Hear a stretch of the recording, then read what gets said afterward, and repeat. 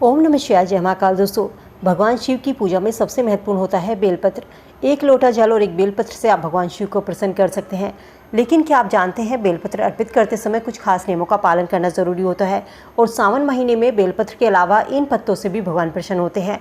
धार्मिक ग्रंथों में बेलपत्र चढ़ाने के कुछ नियम बताए गए हैं। भगवान शिव पर ऐसे ही बेलपत्र अर्पित नहीं करना चाहिए। यदि नियम के अनुसार बेलपत्र न चढ़ाया जाए तो महादेव आपसे नाराज हो सकते हैं। तो चलिए आज की इस वीडियो में जानते हैं भगवान शिव पर बेलपत्र चढ़ाने का सही तरीका क्या है। 4 जुलाई से सावन के महीने की शुरुआत हो चुकी है। शिव भक्त भगवान शंकर के शिवलिंग पर जलाभिषेक कर रहे हैं। सावन का महीना बहुत ही खास माना जाता है। साल 2023 में सावन का महीना 2 महीने का रहने वाला है।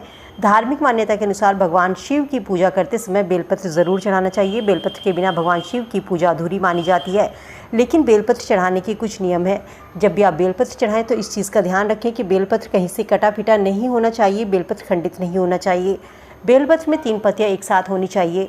सावन के महीने में 11, 21, 51, 101 बेलपत्र चढ़ाने से भगवान शिव जल्दी प्रसन्न होते हैं। साथ ही ध्यान रखें, बेलपत्र का जो चिकना भाग होता है वो शिव के ऊपर आपको अर्पित करना है।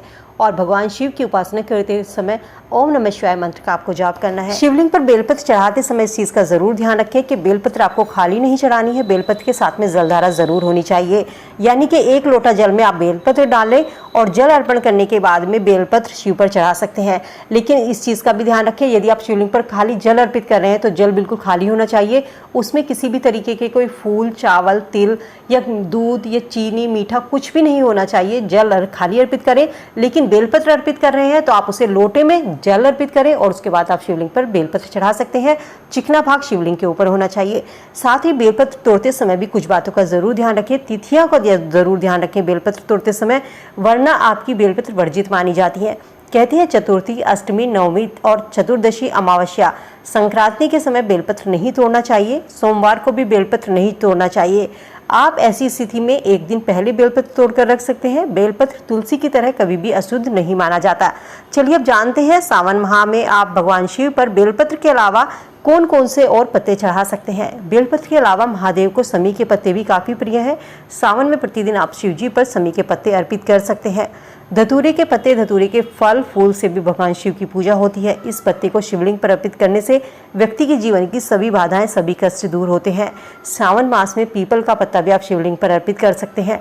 शिवलिंग पर पीपल का पत्ता अर्पित करने से कुंडली के ग्रह दोषों से मुक्ति मिलती है।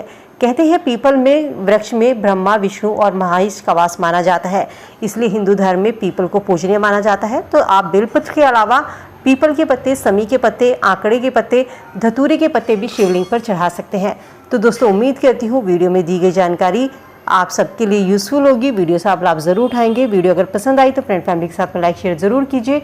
चैनल पे पहली बार आवाज़ सुन रहे हैं तो सब्सक्राइब करके बेल आइकन जरूर प्रेस कर लें ताकि ऐसी ही और वीडियो आपको समय से मिल सके। तो चलिए मिलते हैं नई वीडियो में नई जानकारी के साथ। तब तक स्वस्थ रहिए, खुश रहिए।